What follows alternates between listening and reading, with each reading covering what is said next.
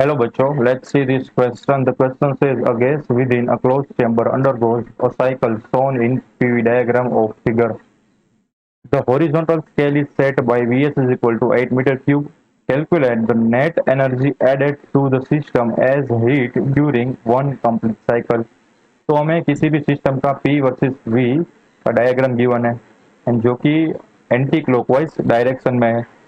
तो हमें बताना है कि ये जो सिस्टम है उस पर नेट हीट का फ्लो कितना होगा, या ऐड हो रही है या फिर रिलीज हो रही है, वो हमें बताना है। तो हम इस प्रॉब्लम में जो की कॉन्सेप्ट यूज करने वाले हैं, की कॉन्सेप्ट होगा first law of thermodynamics. First law of thermodynamics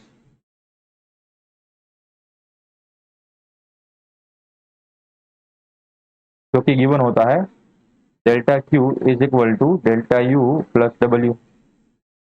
and और एक चीज यहाँ पर मैं ऐड करना चाहूंगा कि जब भी साइक्लिक चीज हो, ठीक है, साइक्लिक प्रोसेस हो रही हो, उसमें डेल्टा यू ऑलवेज जीरो रहता है। क्यों? क्योंकि जो सिस्टम है वो अपनी इनिशियल पोजीशन या फिर इनिशियल स्टेट में वापस आ जाता है, तो उसका जो नेट टेम्परेचर डिफरेंस है वो हो जाता है जीरो।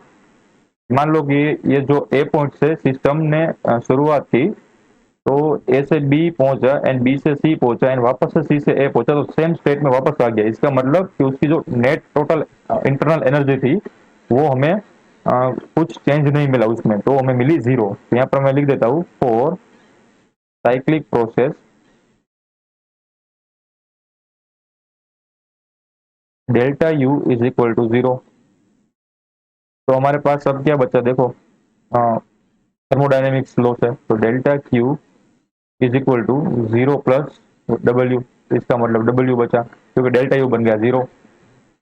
तो जो नेट हीट का फ्लो होगा वो वर्क डन पे डायरेक्टली आधारित है यहाँ पर। तो अब हमें फाइंड करना पड़ेगा ये पीवी डायग्राम से कि ये जो पीवी हमें फिगर गिवन है पीवी डायग्राम, उसमें से हमें वर्क डन का वैल्यू निकलना है, कितना वर्क डन होगा। तो हमें पता है और एक कंसेप्ट, ठीक है, कि हमें किसी भी पी वर्सेस वी का सिस्टम का डायग्राम गिवन हो एंड वो साइक्लिक प्रोसेस हो, तो साइक्लिक प्रोसेस में जो वर्क डन आता है वो उसका एरिया होता है, ये वाला एरिया होता है। ठीक है, area under the curve is nothing but work done. तो मैं यहाँ पर लिख देता हूँ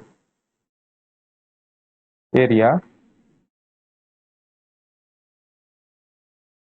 under the curve in PV diagram is equal to work. And और एक चीज यहाँ पर है कि ये जो पीवी डायग्राम में क्लॉकवाइज डायरेक्शन की दी गई है या फिर एंटी क्लॉकवाइज, तो हमारे केस में एंटी क्लॉकवाइज डायरेक्शन दी गई है। ठीक है, तो एंटी क्लॉकवाइज डायरेक्शन हो तो वर्क डन की जो वैल्यू आएगी वो नेगेटिव में आएगी, यानी कि जो हमारा साइन कन्वेंशन है वो आएगा नेगेटिव में। तो यहाँ पर लिख देता हूँ फॉर एंटी क्लॉकवाइज डायरेक्शन तो वैल्यू ऑफ, या फिर द साइन ऑफ, हम ऐसे भी लिख सकते हैं, the sign of, the sign of work will be minus. ठीक है, ये याद रखना। अगर क्लॉकवाइज हमने डायरेक्शन गिवन होती तो प्लस लेते हैं वर्क डन, तो यहाँ पर एंटी क्लॉकवाइज है तो हमारा जो वर्क का डन का आगे साइन आएगा वो माइनस आएगा। तो हमारे पास फाइनली सभी की रेसिपी आ गई है। अब हम फाइन करते हैं वर्क डन। तो यहाँ पर मैं ऐसे लिख सकता हूँ कि नहीं, delta Q is equal to minus W. अब यहाँ पर वर्क डन हमें क्या फाइन किया कि इसका एरिया निकलना है, तो इसका एरिया कैसे निकलेगा, ये तो ट्राइंगल बन गया ना। इसका ये वाला जो हिस्सा है वो बेस है, रेड वाला हिस्सा। तो बेस की हाइट जो ये लेंथ है वो कितनी होगी, तो ये जो पॉइंट है ये जो पॉइंट है उसका डिस्टेंस होगा इन दोनों के बीच का डिस्टेंस। तो कितने बॉक्स बन रहे हैं, देखो, एक, ये दो यानी तीन बॉक्स बन रहे हैं सी एंड बी के बीच में। एंड एक बॉक्स की जो वैल्यू हमें गिवन है वो है 8 मीटर क्यूब, यानी कि 8 टाइम्स 3 24 मीटर क्यूब ये वाला हिस्सा बन रहा है। एंड जो हमारे पास हाइट है वो सी से ए पॉइंट के बीच में, तो हाइट कहाँ से कहाँ तक है, 30 - 10 यानी कि 20 बन रही है। ठीक है, तो हमारे पास वैल्यू निकल के आ गई। तो ट्रायंगल का जो एरिया बनता है वो कितना बनता है, 1/2 टाइम्स बेस। बेस कितना निकल के आया, 24 टाइम्स हाइट। हाइट कितनी निकल के आई, 20।